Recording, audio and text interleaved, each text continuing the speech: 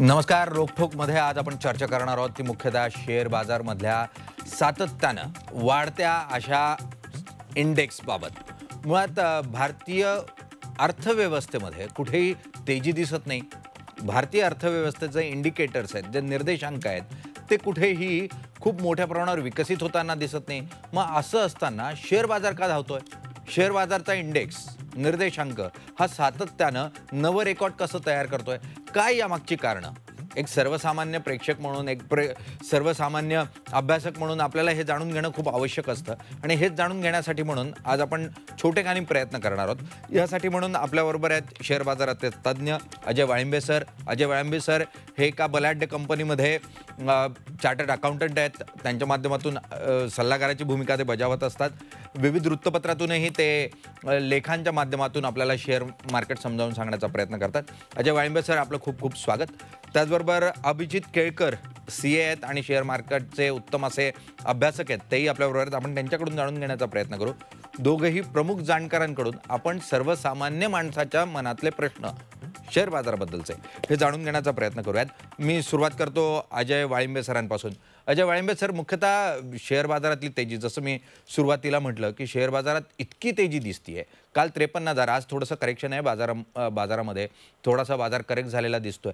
मात्र काय कारणं आहेत की बाजार दरवेळेला म्हणजे 1 ते 1.5 महिन्याच्या अंतराने तो एक नवं रेकॉर्ड आपल्याला दाखवतोय, एक नवी उंची गाठतोय? काय प्रमुख कारण वाटतं तुम्हाला? नक्कीच निलेश, पण त्याच्या आधी मी फक्त एक करेक्शन करतो. मी चार्टर्ड अकाउंटंट नाहीये, मी कंपनी सेक्रेटरी आहे. हो, सॉरी. असो. पण मला तुझा प्रश्न खूप अगदी बरोबर आहे की गेले काही दिवस सातत्याने, गेली काही दिवस म्हणजे मला वाटतं गेली 2 वर्ष, जवळपास आता 1.5 वर्ष शेअर बाजार सातत्याने वर जातो. याची जर मी कारणं शोधायला गेलो तर बरीच कारणं आहेत. आता आपण केवळ भारतातली परिस्थिती अशी नाही तर आपल्याला जागतिक परिस्थिती बघायला पाहिजे. आणि ओव्हरऑल म्हणजे जेव्हा पॅन्डेमिक सुरू झालं त्यानंतर जी लिक्विडिटी मार्केटमध्ये आली, पर्टिक्युलरली अमेरिका असेल किंवा जे प्रगत देशांमध्ये प्रचंड प्रमाणात लिक्विडिटी वाढली.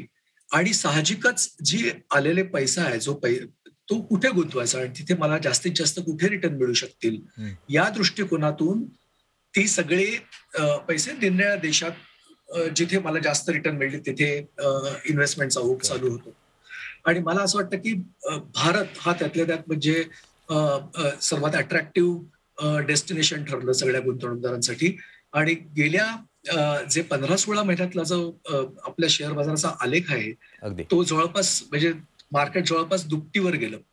आता हे कारण एक तर परदेशी गुंतवणूक आणि लिक्विडिटी हे जरी मेजर कारण असलं तरी मला असं वाटतं की याच्या व्यतिरिक्त यावेळी रिटेल गुंतवणूक आहे ती प्रचंड प्रमाणात, मोठ्या प्रमाणात वाढलेली आहे. याला आपण रॉबिनहुड इन्व्हेस्टर असं म्हणतात. तर हा जो प्रकार गेल्या 1 वर्षात, 1.5 वर्षात उदयाला आला, याचं मुख्य कारण म्हणजे मोठ्या प्रमाणातला तरुण वर्ग जो घरनं काम करतोय, त्या लोकांना घरनं काम करता करता एक शेअर बाजारातली गुंतवणूक एक आकर्षक वाटायला लागली. आणि मग अनेक फॅक्टर्स, म्हणजे ज्याला आपण टीना फॅक्टर म्हणतो, फोमो, फोबी, व्हॉटएव्हर, जे नवीन नवीन संज्ञा त्यामुळे बाजारात आल्या आणि गुंतवणूकदार प्रचंड आकर्षित झाला. त्यामुळे यावेळी जर पाहिलं तर रिटेल गुंतवणूक ही इतक्या मोठ्या प्रमाणात वाढलेली आहे की आता जरी म्युच्युअल फंडांनी पैसे काढून घ्यायचे ठरवले तरी सुद्धा रिटेलची इन्व्हेस्टमेंट चालू होत असते आणि राहत असते. त्यामुळे रिटेल गुंतवणूकदारांचा ओघ, परदेशी गुंतवणूकदारांचा ओघ आणि तिसरं सर्वात महत्वाचं म्हणजे आपल्याकडचं कन्झम्पशन पॅटर्न. आपल्या देशातली जी लोकसंख्या ती प्रचंड जास्त आहे. एकीकडे ही मोठी लायबिलिटी जरी असली तरी ती एकीकडे असेटही आहे किंवा याचा फायदा अशासाठी होतो की त्याचं कन्झम्पशन, कारण जेवढं कन्झम्पशन जास्त तेवढ्या कंपन्यांचं प्रोडक्ट विकायला वाव. आणि आपल्या देशाची लोकसंख्या खूप जास्त असल्यामुळे, त्यातून तरुण वर्ग जास्त असल्यामुळे कन्झम्पशन पॅटर्न आपल्या देशातला वाढताय. त्यामुळे साहजिकच परदेशी इतर क्षेत्रातली गुंतवणूक आणि आपल्या देशातली गुंतवणूक याच्यामध्ये असं अपेक्षित आहे की जेव्हा पॅन्डेमिक कमी होत जातं आणि आता जेव्हा लसीकरणाचा वेग वगैरे वाढत चाललाय, त्या रिकव्हरी ही व्ही शेप रिकव्हरी होईल. व्ही शेप म्हणजे जसं इंग्रजी अद्याक्षर व्ही आहे तसं, म्हणजे मार्केट जेवढ्या खाली येईल तेवढ्या वेगात ते वर गेलं. आणि त्यामुळे ही मार्केट इंडस्ट्रीची जी रिकव्हरी ती व्ही शेप असल्यामुळे किंवा तशी अपेक्षा असल्यामुळे याच्यातली गुंतवणूक वाढती राहील. आणि त्यामुळे मला असं वाटतं की हे 3 महत्वाचे फॅक्टर्स शेअर बाजारातल्या तेजीला कारणीभूत ठरले असेल. अगदी सरांनी सांगितल्याप्रमाणे FIIs आणि डोमेस्टिक इन्व्हेस्टर्स हेही समजून घेणं तितकंच गरजेचं आहे. फॉरेन इन्व्हेस्टर्स जे असतात, वेगवेगळ्या इन्स्टिट्यूशनल्स, वेगवेगळ्या संस्था ज्या गुंतवणूक करतात शेअर बाजारांमध्ये, ते FIIs म्हणून ओळखले जातात. आणि डोमेस्टिक इन्व्हेस्टर्स म्हणजे तुमच्या आमच्यासारखे सर्वसामान्य गुंतवणूकदार जे बाजारात असतात किंवा ज्या संस्था असतात ज्या मोठ्या प्रमाणावर मोठ्या संख्येने गुंतवणूक करत असते, ते डोमेस्टिक इन्व्हेस्टर्स असतात. यांची संख्या मुख्यतः दोघं बाजूने वाढलेली दिसते. आणि रॉबिनहूड इन्व्हेस्टर मधल्या काळामध्ये ही टर्म खूप चर्चेला आली अजय सर. पण मुळात ही रॉबिनहूड इन्व्हेस्टर्स म्हणजे काय? कारण रॉबिनहूड तर ठाऊक आहे, पण हा शेअर मार्केटमध्ये कसं रॉबिनहूड काम करतो हे समजून घेणं तितकंच गरजेचं आहे. त्यासाठी मी तुमच्याकडे येतो. मी केळकरांकडे जातो. केळकर, तुम्ही कसं बघताय या पूर्ण वाढीकडे? माझ्या मते शेअर मार्केट म्हणजे एखाद्या साधारण मार्केट सारखंच आहे. मात्र दोघांमध्ये फरक हा आहे की साधारण मार्केटमध्ये लोक वस्तू उपभोग करण्याकरता वस्तू विकत घेतात. मात्र शेअर मार्केटमध्ये लोक प्रॉफिट व्हावा किंवा त्यांचं कॅपिटल ऍप्रिसिएशन व्हावं म्हणून खरेदी करतात. आणि हा एक बेसिक दोघांमधला फरक आहे. आता जसं अजय सरांनी सांगितलं, हे रॉबिनहूड इन्व्हेस्टर आहे ना, हे खरंच रॉबिनहूड आहे. कारण त्यांना मार्केटमधनं पैसा गोळा करून त्याच्यावर प्रॉफिट कमवायचा. आणि ज्या हिशोबाने हे सगळे पैसे गुंतवतात आहे, म्हणजे बाजारपेठ कमी असताना सुद्धा, उद्योगधंदे बसलेले असताना सुद्धा मार्केट इतक्या वरती लेवलवर गेलाय. कारण मधल्या काळामध्ये जी प्रचंड गुंतवणूक झाली, लोकांना अपेक्षा आहे की त्याच्यावर त्यांना चांगला परतावा येणाऱ्या काळात त्यांना मिळेल आहे. आणि हे कॅस्केडिंग इफेक्ट सारखं हे वाढत गेलं आणि आज या कंडिशनला आलेलो आहे. आपण इतकं मार्केट वरती गेलाय. मला एक अनठाई भीती वाटते की उद्या याच्यामध्ये करेक्शन येऊन बिचारे हे जे रॉबिनहूड गुंतवणूकदार आहे यांचे पैसे डुबायला नको. ही एक याच्यामध्ये फार भीतीयुक्त. अगदी केळकर साहेब, ही भीती सर्वसामान्य माणसाच्या निश्चितच अत्यंत निकडीचा असा विषय आहे आणि त्यावर बोललं जाणं तितकंच गरजेचं आहे. कारण अजय सर, आम्ही जे ऐकून आहोत, किंवा पानवाला ज्या वेळेला एखाद्या शेअर मार्केटच्या गुंतवणुकीवर बोलायला लागतो त्यावेळेला बाजारापासून दूर राहावं असं सांगितलं जातं. सध्या ही परिस्थिती दिसतीये. अगदी ड्रायव्हरपासून पानवाल्यापासून प्रत्येक जण या मार्केटबद्दल बोलतोय. त्यामुळे काय परिस्थिती आहे तुम्हाला वाटतं? एकीकडे तुम्ही व्ही शेप रिकव्हरी म्हणताय, व्ही शेप रिकव्हरी आली तर निश्चितच खूप मोठ्या प्रमाणावर रिटर्न्स येतील, पण दुसरीकडे वातावरण आणि अगोदरचा जो अनुभव आहे तो पाहता थोडीशी भीती आहे. भीती तर अख्खा अर्थातच असणार, कारण शेअर बाजार म्हटलं की थोडाफार रिस्क आलीच, रादर जास्त रिस्क आली.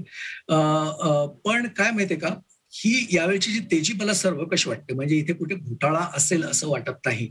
जसं हर्षद मेहता असेल किंवा केतन पारेख घोटाळा आपण पाहिला, पण त्यानंतर आता आपण, मला असं वाटतं की आपली जगामध्ये बेस्ट मॅनेज्ड स्टॉक एक्सचेंजेस आहेत आपले दोन्ही, BSE असेल, NSE असेल, आणि आपले कंप्लायन्सेस पण खूप चांगले आहेत. त्यामुळे मला असं वाटतं नाही कुठला घोटाळा वगैरे आहे. परंतु हो, की नवीन गुंतवणूकदार आता आकर्षित का होतात. आपण जेव्हा तुम्ही रॉबिनहूड इन्व्हेस्टरचं, पहिलं मी तुम्हाला एक सांगतो, व्हॉट इज रॉबिनहूड इन्व्हेस्टर. तर रॉबिनहूड इन्व्हेस्टर म्हणजे काय, की रॉबिनहूड एक ट्रेडिंग प्लॅटफॉर्म जे असतात, जे तुम्हाला कमिशन, विदाउट कमिशन ट्रेड करायला देतात आणि त्याच्यावर जास्त तरुण आकर्षित होतात आणि ते ट्रेड करतात. त्याला रॉबिनहूड इन्व्हेस्टर्स असं म्हणतात. आपल्याकडे पण असे काही प्लॅटफॉर्म आहेत, मी त्यांची नावं घेत नाही आणि सगळ्यांना माहिती असतील ते. तर अशा टाईपच्या प्लॅटफॉर्मवर बऱ्यापैकी नवीन तरुण गुंतवणूकदार आकर्षित झाले आणि त्यांची इन्व्हेस्टमेंट प्रचंड प्रमाणात वाढली आहे. इनफॅक्ट CDSL म्हणजे NSDL आणि CDSL ह्याच्या दोन डिपॉझिटरी, CDSLचा नंबर जवळजवळ डबल झालेला आहे ज्यांचे डीमॅट अकाउंट उघडलेत ते. असो, तर मी ज्या विषयावर सांगत होतो की इतर पानवाला असो किंवा इतर कुठलाही ज्याचं शेअर मार्केटमध्ये लक्ष नव्हतं, अशी मार्क पण आता शेअर मार्केटमध्ये आली. ती एका अर्थी चांगली गोष्ट आहे. पण त्यांना आकर्षित व्हायला महत्वाचं कारण म्हणजे आत्ताचे IPOला जे प्रतिसाद मिळालेले, ते गेल्या 1.5 वर्षात जेवढे IPO आले आणि त्या IPOना मिळालेले प्रतिसाद, आणि ते प्रतिसाद का मिळाले तर त्यातले रिटर्न्स इतक्या मोठ्या प्रमाणात रिटर्न्स मिळाले की IPO मध्ये मी अप्लाय केला की मला 10-12 दिवसात 20% किंवा 25% रिटर्न हे अश्युअर्ड. आणि त्यामुळे मोठ्या प्रमाणात ते आकर्षण, मला झटपट पैसा कोणाला नको असतो, त्यामुळे हे आकर्षण झालेलं आहे. पण निलेश, मला असं वाटतं की तुमचं म्हणणं अगदी बरोबर आहे की अशा वेळी गुंतवणूकदारांनी जेव्हा खूप गुंतवणूक जोरात वेगात गुंतवणूक घेते आणि शेअर मार्केट ज्याप्रमाणे जाते, तर आपल्याला हे बघायला पाहिजे की बबल नाही ना, म्हणजे हा तेजीचा फुगा नाही ना. कारण तेजीचा फुगा असेल तर तो फुटतो आणि मग प्रचंड प्रमाणात खाली येतो. त्यामुळे मला असं वाटतं की गुंतवणूक करताना ज्या टिप्स वगैरे येतात त्याच्याकडे दुर्लक्ष करून आपण स्वतः अभ्यास करून मला जे चांगले शेअर्स वाटतात, ज्या चांगल्या कंपन्या आहेत त्यांच्यामध्ये जर गुंतवणूक केली तर निश्चित फायद्याची ठरेल. आणि ती दीर्घ गुंतवणूक नेहमी ही गुंतवणूक पाहिजे, म्हणजे ट्रेडिंग नव्हे. बरेचसे आताचे गुंतवणूकदार येतात त्यांना ट्रेडिंग आवडतं, म्हणजे ते सकाळी घेऊन संध्याकाळी विकणं किंवा 8 दिवसात विकणं.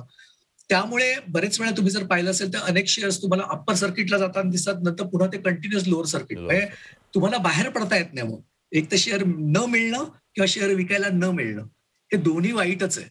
त्यामुळे मला असं वाटतं की गुंतवणूक करताना कुठल्याही नवीन गुंतवणूकदारांनी, मग तो कुठलाही असेल, त्याचा अभ्यास नसला तर त्याने थोडा अभ्यास करावा आणि चांगली गुंतवणूक केली तर त्याला निश्चित रिटर्न मिळेल. कारण मग long term I am very bullish.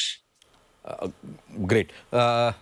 Ajay Walimbe sir खूप पॉझिटिव्ह आहेत की पुढच्या काळामध्ये बुलिश म्हणजे काय माहिती का, दोन म्हणजे जे अगदी न्यू आहेत, ज्यांना मार्केटबद्दल खूप माहीत नाही, त्यासाठी बुलिश म्हणजे जो बैल साधारण आपण बघतो शेअर मार्केटचा एक सिम्बॉल म्हणून, तो ज्यावेळेला वेगात बाजार पुढे जात असतो ना, त्याला बुलिश मार्केट म्हणतात. तो बैल हा वेगाचं किंवा विकासाचं प्रतीक आहे किंवा सेन्सेक्स वाढण्याचं प्रतीक आहे, म्हणून बाजार बुलिश आहे किंवा होईल अशा स्वरूपाचं एक चित्र तयार केलं जातं त्या माध्यमातून. सर, पण या पूर्ण परिस्थितीमध्ये म्हणजे आपण रॉबिनहूड गुंतवणूक म्हणतोय, अनेक जण मी उत्तम कमवतोय, तुम्हालाही मी यातून कमवून देतो, अशाही स्वरूपाचं प्रलोभन दाखवतात आणि ते स्वतःला मी रॉबिनहूड आहे, मी तुम्हाला पैसा मिळवून देतो, अशा स्वरूपाचं चित्र उभं करतात. पण ते अनेकदा गुन्हेगार पण असतात. तर तुम्ही कसं बघतात या लोकांच्या माध्यमातून गुंतवणूक करण्याकडे? नाही, याच्यामध्ये ना मला असं वाटतं की हे जेव्हा तुम्हाला कोणी ल्युअर करतं किंवा ज्या व्हॉट्सअपवर आपल्याला अनेक मेसेजेस येतात, सेबी पण तुम्हाला बरेच वेळा सांगत असते की तुम्ही टिप्सवर जास्त लक्ष देऊ नका. मला असं वाटतं की स्वतःचा अभ्यास असणं हे प्रचंड आवश्यक आहे.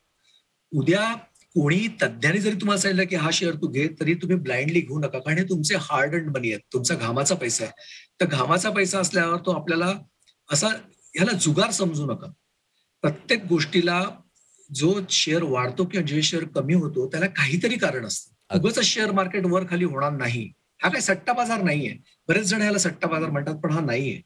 तुम्हाला अभ्यास केला तर तुम्ही व्यवस्थित जर अभ्यास केला, तुम्ही त्या कंपनीचा स्टडी केलात आणि निलेश, मला सांगायला खूप आनंद वाटतो की बरीच तरुण मंडळी आता खरोखर मला अभ्यास करताना दिसतात. ते तुम्हाला एवढं उपलब्ध आहे सामुग्री की तुम्ही इंटरनेटवर जाऊ शकता. इंटरनेटवरून तुम्हाला प्रत्येक कंपनीची माहिती मिळते. एवढ्या वेबसाईट्स आहेत, त्या वेबसाईटवरून तुम्हाला रेडीमेड डेटा मिळतो.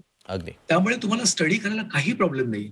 त्यामुळे you have to be very careful की जेव्हा तुम्हाला कोणतरी सांगतं की अरे हा शेअर घे आणि मी सांगतोय की हा 15 दिवसात डबल होईल, तेव्हा तो शेअर नक्की तुम्ही घेऊ नका. आणि दुसरं महत्वाचं म्हणजे अनेक कंपन्या सुद्धा याचा फायदा घेतात. ज्याला आपण फ्लाय बाय नाईट कंपन्या म्हणतो, अशा कंपन्या खूप फायदा घेतात. त्यामुळे ज्यांचे म्हणजे जसं अनेक मागे आपले गुंतवणूक तज्ञ वॉरेन बफे वगैरे जे सांगतात, त्याप्रमाणे जेव्हा एखाद्या कंपनीची बॅलन्स शीट खूप चकचकीत असते किंवा ज्या मोठ्या जाहिराती देतात त्यांच्यापासून जपून राहा, कारण त्यांना आपला शेअर वर जावा असं वाटत असतं. सो स्टडी करा आणि अभ्यास करा आणि मगच गुंतवणूक. अगदी. मुळात टेक्निकल्स समजून घेणं खूप गरजेचं असतं. त्यात पी रेशो काय आहेत किंवा बॅलन्स शीट्स काय आहेत, फंडामेंटल्स काय, बेसिकली फंडामेंटल काय आहेत त्या कंपनीचे, हे समजून जर तुम्ही घेतले, त्यांच्यावर साधारण किती कर्ज आहे, त्यांचे ॲसेट्स काय आहेत हे समजून घेतलं, तर तुम्ही सहजतेनं त्या कंपनीमध्ये गुंतवणूक करावी की नाही याची माहिती मिळवू शकतात. मी केळकरांकडे जातो. केळकर साहेब, मुळात हे फंडामेंटल समजून घेताना, कारण अगदी वरवर आम्हालाही ठाऊक आहे की एक पी रेशो बघावा, डेट रेशो बघावा, पण काय काय प्रमुख गोष्टी आहेत ज्या बघणं गरजेचं वाटतं तुम्हाला? काय म्हणजे जर आपण अकॅडमिक जर विषय बोलतो म्हटलं तर कुठल्या गोष्टी बघायला पाहिजे याच्यावर दिवस चालला जाईल. आणि तुम्ही जसं आता वाळिंब सरांनी सांगितलं, भरपूर अवेलेबल आहे नेटवर म्हणा, गुगलवर म्हणा. मला असं प्रामाणिकपणे वाटतं, म्हणजे जर आपण जे गुंतवणूकदार आहे त्यांचे 2 विभाग केले. एक जे हुशार आहे, हुशार म्हणजे ज्यांना माहिती आहे की बॅलन्स शीट कशी वाचायची किंवा पी रेशो कसा वाचायचा, हा एक प्रकार आहे गुंतवणूक. दुसरा गुंतवणूकदार आहे ज्यांना गुंतवणूक करण्याची इच्छा आहे, म्हणजे याच्यातनं पैसे कमवायची इच्छा आहे. मला असं वाटतं गुंतवणूकदारांनी अशा कंपनीमध्ये गुंतवणूक करावी ज्याच्यामध्ये त्याला वाटतं की हा व्यवसाय खरंच चांगला आहे, या व्यवसायामध्ये त्याला प्रगती मिळू शकते, आणि जर तो त्याचा मालक असेल तर त्याला तो व्यवसाय अजून समोर न्यायला, त्याला त्याचं भविष्य उज्ज्वल दिसतंय आणि तो व्यवसाय खूप चांगला पुढे वाढेल याची त्याला मनोमन खात्री असायला हवी. जर असं सामान्य गुंतवणूकदाराला कुठल्याही कंपनीबद्दल वाटत असेल तर मला असं वाटतं की त्यांनी त्या कंपनीचे शेअर्स नक्की घ्यावे. मात्र आपल्याला जर असं वाटतं की आपल्याला कंपनीबद्दल कल्पना नाही, त्याच्या व्यवसायाबद्दल कल्पना नाही, त्याचं काय भविष्य राहणार याच्याबद्दल आपल्याला कल्पना नाही, तर मग बाकी जितके काही पॅरामीटर्स आहे माझ्या मते ते सेकंडरी आहे. पहिले तुम्हाला एक मानसिक मनोमन असं वाटायला पाहिजे की येस ही कंपनी चांगली आहे आणि ही पुढे जाणार आहे, आणि असं असेल तरच गुंतवणूक करावी. अदरवाईज इतर केलेली गुंतवणूक ही आयदर टिप्सवर असते किंवा चुकीच्या इन्फॉर्मेशनवर असते असं मला वाटतं. अगदी. मी पुन्हा अजय सरांकडे जातो. अजय सर, मुळात या मार्केटकडे तरुण वर्ग मोठ्या प्रमाणावर आकर्षित झाला आहे. त्यांना रिटर्न्स दिसत आहेत. घरबसल्या काही प्रमाणावर 20, 25, 50 हजार रुपये कमवण्याची संधी दिसते आहे. सरकारी कर्मचारी मोठ्या प्रमाणावर घरी आहेत, खिशात पैसा आहे, त्यांनाही गुंतवायचा आहे. शिक्षकी पेशा प्राध्यापक असलेल्यांनाही गुंतवायचा आहे आणि वेळ भरपूर आहे. त्यामुळे तुम्ही जसं म्हणतात एक डोमेस्टिक, एक जो शहरी ग्रामीण भागातला जो एक मध्यम वर्ग आहे तो बाजाराकडे निश्चितपणे आकर्षित झालेला आहे.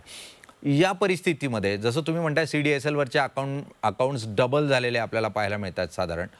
येत्या काळामध्ये जर मार्केट्स, आपण निफ्टी आणि सेन्सेक्सवर नजर टाकायचं म्हटलं तर कोणत्या दिशेनं तुम्हाला साधारण एक टप्पा जर तुम्ही प्रिडिक्ट करायचं म्हटलं तर काय टप्पा दिसतोय येत्या काळात सेन्सेक्सचा आणि निफ्टीचा? म्हणजे तुम्ही जर नंबर म्हणत असाल की स्टॉक मार्केट किती इंडेक्स आपला कितीवर जाईल, जसं आता 53,000च्या आसपास आहे तर तो कितीपर्यंत जाऊ शकतो, तर तसं म्हटलं तर निलेश, तर शेवटी फायनल इट्स अ नंबर. आपल्याला असं बघायला पाहिजे की हा मार्केटचा इंडेक्स कसा वर जात राहणार आहे. कारण नंबर शेवटी काय, या वर्षाच्या दिवशी मला असं वाटतं की मे बी बाय 31 मार्च 2022 पर्यंत आपला सेन्सेक्स 60,000 असू शकतो. पण हा नंबर झाला. मला माहिती नाही तो 60,000 आहे, 65 आहे की 55 राहील. पण एकंदरीत म्हणजे मला असं वाटतं की आपण स्पॅन थोडा लांब ठेवायला पाहिजे. जेव्हा मी शेअर बाजारात गुंतवणूक करतो तेव्हा माझा स्पॅन किमान एक 5 ते 10 वर्षाचा जर मी ठेवला आणि मला असं वाटलं की मला ओव्हरऑल माझी इकॉनॉमी कशी परफॉर्म करेल आणि पर्टिक्युलरली या जागतिक बाजारात, कारण आता केवळ भारताचं मला नाही बघता येणार, कारण आता जसं मेटल स्टॉक्समध्ये 2 दिवस पडत होते कारण आपल्याला असं वाटलं की चायनामध्ये मेटलचं प्रोडक्शन वाढतंय किंवा रशियाने काही ज्या मेटलच्या बाबतीत स्टेप्स घेतल्या, तर या सगळ्या, किंवा अमेरिकन फेडरल रिझर्व्हचा जेव्हा व्याजदर वाढणे किंवा कमी होणे याचा परिणाम आपल्यावर होऊ शकतो, तर तेव्हा जागतिक बाजारातल्या कच्च्या तेलाच्या किमती, ह्या सगळ्याचा परिणाम. त्यामुळे आता ना गुंतवणूकदाराला खूप सजग पाहिजे आणि त्याला मार्केटमध्ये म्हणजे बाजारपेठेत काय काय चाललंय तेही माहिती पाहिजे. त्यामुळे केवळ एखादं सेक्टर मधली मला एखादी कंपनी मला खूप आवडली आणि जरी एखादी कंपनीचा इंडिव्हिज्युअल परफॉर्मन्स जरी चांगला वाटत असला तरी केवळ पॉलिसीमुळे किंवा जागतिक बाजारपेठेतल्या कुठल्याही घटनेमुळे त्या कंपनीवर इफेक्ट होऊ शकतो. त्यामुळे मला असं वाटतं की एक लॉंग टर्म विचार करायला पाहिजे. आणि एक मगाशी मला महत्वाचं सांगायचं राहिलं निलेश, की ज्यांना आपला हा कार्यक्रम अर्थात ज्या गुंतवणूकदारांसाठी किंवा ज्यांना शेअर बाजारातलं एवढं विशेष कळत नसेल त्यांच्यासाठी उत्कृष्ट म्हणजे म्युच्युअल फंड्स आहेत. त्यामुळे त्याच्यातला रिटर्न थोडासा कम्पॅरेटिव्हली डायरेक्ट इन्व्हेस्टमेंटपेक्षा कमी असला तरी तो सेफ आहे आणि त्याच्यात ते म्युच्युअल फंडचा पर्याय निवडू शकतात. अगदी. म्युच्युअल फंड हा वेगवेगळ्या संस्थांच्या माध्यमातून म्युच्युअल फंड समोर येतात. ते वेगवेगळ्या सेक्टर स्पेसिफिक पण येताना बघायला मिळतात. गोल्ड असेल किंवा रिअल इस्टेट बेस असतील किंवा काही विशिष्ट इंडस्ट्रीज पुरते पण ते मर्यादित असतात. त्यात तुम्ही निश्चितपणे गुंतवणूक करू शकतात जसं सर सांगतायत त्यानुसार. त्याच्यात SIP हा एक ऑप्शन पण तुम्हाला असतो. म्युच्युअल फंडमध्ये तुम्ही SIP करू शकता. त्यातून एक सर्वसाधारण गुंतवणूकदार हा बाजारापर्यंत पोहोचू शकतो किंवा बाजारात प्रवेश मिळवू शकतो. सर, या परिस्थितीमध्ये काल परवाकडे मी एका अशाच मित्राला भेटत होतो आणि तुम्हाला म्हटलं की he bought a very good property, आणि त्याचं असं म्हणणं आहे की एका मोठ्या ब्ल्यू चिप कंपनीवर त्याने गुंतवणूक केली आणि त्या गुंतवणुकीतून जे काही रिटर्न्स आले त्यावर त्याने उत्तम असं एक प्रॉपर्टी विकत घेतली. तर साधारण लॉंग टर्म इन्व्हेस्टमेंट म्हणजे जसं तुम्ही 5 वर्ष म्हटलात, साधारण आत्ताच्या युवा पिढीमध्ये तर 5 वर्षाची गुंतवणूक किंवा 5 वर्ष एखाद्या गोष्टीसाठी थांबणं ही मानसिकता दिसत नाही.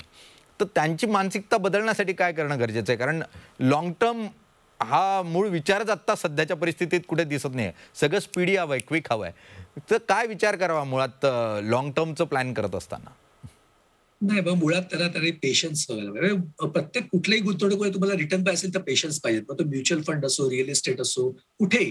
म्हणजे तुम्ही जर स्वतः स्टडी केला तर तुम्हाला कळेल की सोन्यातल्या गुंतवणुकीला रिटर्न मिळायला किती वर्ष लागली. जेव्हा आपण फायनली रिटर्न म्हणतो तेव्हा तुम्ही साधारण एक 10 वर्षाचा स्पॅन पकडता आणि मग 10 वर्षात मला साधारण किती ग्रोथ झाली ते बघता येतं. रिअल इस्टेटचं तुम्ही पाहिलं असेल तर गेल्या 5 वर्षात तर रिअल इस्टेटमध्ये काही मुवमेंट नाहीये. पण जसं प्रत्येक गुंतवणुकीचं सायकल असतं, तर मला असं वाटतं की जेव्हा एखादी गोष्ट तुम्हाला खूप स्वस्तात मिळते असं वाटत असतं, म्हणजे चूक कधी होते माहितीये का? जेव्हा मार्केट खूप वर असेल, तेजीत असेल, त्यावेळी आपण ते नॅचरल आहे आणि खूप गुंतवणूकदार आकर्षक होतात आणि ते हाय प्राइसला खरेदी करतात. पण तेच जर मी कायम थोड्या थोड्या अंतराने जर विकत घेत राहिलो, तर मला ओव्हरऑल माझं प्राइसिंग हे ऍव्हरेज प्राइसिंगमुळे कमी होतं आणि मला लॉंग टर्म मध्ये गेन होऊ शकतो. म्हणून ते SIP वगैरे फायद्याचं आहे. पण तुम्हाला जर आत्ताच्या गुंतवणूकदारांबद्दल आपण म्हणतोय, तरुणांबद्दल, की त्यांच्याकडे पेशन्स नाही, मला असं वाटत नाही. कारण त्यांनी जर त्यांचं असेल तर त्यांनी त्यांच्या पगारातून जर SIP हा खूप चांगला उपाय आहे, की जर त्याने 5 वर्ष किंवा 10 वर्षाचं ते ब्लॉक करू शकतात आणि त्यात त्यांना कळणार नाही की त्यांच्या पगारातून काही पैसे डिडक्ट केले जात आहेत आणि ते जातात. मग त्यांचा त्या कंट्रोल ऑटोमॅटिक होतो. जो ऑटोमॅटेड म्हणतो आपण, ऑटोमॅटेड इन्व्हेस्टमेंट जर केली तर त्याला हात लावता येणार नाही. आणि 2 अशा गुंतवणुकी आहेत ज्याच्यात त्यांना काहीही करता येत नाही आणि ते पैसे चांगले ब्लॉक करतात. त्यातमध्ये PPF अकाउंट जो आहे त्याच्यात त्याला काही करता येणार नाही. आणि दुसरा NPS म्हणजे नॅशनल पेन्शन स्कीम ही जी आहे तो पण एक म्युच्युअल फंडच आहे एक प्रकारचा आणि त्याच्यामध्ये ते गुंतवणूक करू शकतात, ज्यात त्यांना वयाचा रिटायर होईपर्यंत त्यांना ते पैसे काढता येणार नाही. अगदी सर, शेवटचा प्रश्न, कारण वेळ संपत आलेली आहे. सोनं हा साधारण गुंतवणुकीचा सर्वात सेफ मार्ग, सर्वात सुरक्षित असा मार्ग म्हणून ओळखला जातो. पण शेअर बाजारावर बोलत असताना सातत्यानं जाणवतं की शेअर बाजार वाढला की सोनं थोडं स्वस्त होतं किंवा ते सोन्याचे भाव कमी होत जातात. तर सध्या तर सोनंही वाढतंय आणि शेअर बाजारही वाढतोय, असं का होतंय? नाही, सध्या सोनं वाढतंय अशातला भाग नाही. इनफॅक्ट सोनं आता आहे तसंच आहे, ते एवढं काही विशेष वाढलेलं नाहीये. आणि मी जसं म्हटलं की प्रत्येकाचं सायकल असतं, त्यामुळे डॉलर, मला वाटतं सोनं आणि डॉलर हे रिलेटेड आहे. शेअर प्राइस ऑफकोर्स जेव्हा गुंतवणुकीचा जेव्हा मला कुठे अट्रॅक्शन वाटतं तेव्हा मी सोन्यातली गुंतवणूक कमी करून शेअर बाजाराकडे वळू शकतो, असंही एक कारण असू शकतं. पण ओव्हरऑल शेवटी ती कमॉडिटी आहे, त्यामुळे ह्या किमती ज्या आहेत ह्या तुमच्या जागतिक म्हणजे जे वर्ल्ड प्राइसिंग त्याला अफेक्ट करतं. म्हणजे त्यामुळे भारतात सोन्याचे भाव वाढलेत आणि इथं देत असं नाहीये. त्यामुळे ह्या प्राइसेस अक्रॉस द ग्लोब आहेत. गुंतवणूक करताना मला असं वाटतं सोन्यातली गुंतवणूक जर तुम्ही करत असाल ना तर तुम्ही डिजिटल फॉर्म मध्ये करा. म्हणजे तुम्ही ETF मध्ये करा किंवा गोल्ड बॉन्ड्स घ्या. गव्हर्नमेंटचे सुद्धा गोल्ड बॉन्ड्स आहेत. तर त्याच्यातली इन्व्हेस्टमेंट जास्त फायदेशीर होऊ शकते, कारण ते तुम्हाला कधीही विकता येतात आणि कधीही घेता येतात, instead of buying a physical gold. त्यामुळे दागिन्याचं पुन्हामध्ये घटनावळ वगैरे होते. त्यामुळे बेटर तुम्ही जर इन्व्हेस्टर असाल आणि सोन्यात गुंतवणूक करायचं तर ETF किंवा gold bonds is a better option. अगदी निश्चितच ETF किंवा गोल्ड बॉन्ड्स हा digital form of the gold आहे आणि जो तुम्ही सहजतेने डिसइन्व्हेस्ट करू शकता आणि त्याची कॅश जी आहे ती मिळवू शकतात. जर तुम्ही ते सराफाकडे गेले तर त्याच्यावर घटनावळ लागते, परत मोड लागते आणि यातून तुमचा बराचसा पैसा जो आहे तो वाया जातो. त्यामुळे तुम्ही या फॉर्ममधूनही गुंतवणूक करू शकता. तरुण गुंतवणूकदारांसाठी मुख्यतः अत्यंत महत्त्वाचा मुद्दा आहे. आज केळकर सर आणि वाळिंबे सर तुम्ही या कार्यक्रमामध्ये सहभागी झालात आणि सर्वसामान्य गुंतवणूकदारांना मार्गदर्शन केलं, त्यासाठी खूप खूप धन्यवाद. आणि मुळात बाजार का वाढतोय याचं उत्तर समजावून सांगितलं, त्यासाठीही. आपण आज इथेच थांबतोय. मात्र जागतिक बाजारपेठेचा थेटपणे परिणाम हा भारतीय बाजारपेठेवर होत असतो, हे लक्षात ठेवा. आणि त्यामुळे सहजतेनं उत्तम अशी कंपनी दिसतीये, तिचं भविष्य तुम्हाला थोडंफार कळतंय, म्हणून गुंतवणूक करतानाही विचार करा की त्याचे परिणाम, जागतिक बाजारपेठेचे परिणाम त्या कंपनीच्या प्रॉडक्ट्सवर काही होणार आहेत का आणि त्यातून किंवा काही पॉलिसी चेंजेसमुळे होणार आहेत का, त्याचाही थोडा अभ्यास करा आणि मगच गुंतवणूक करा. इथेच थांबूयात. बघत रहा झी 24 तास.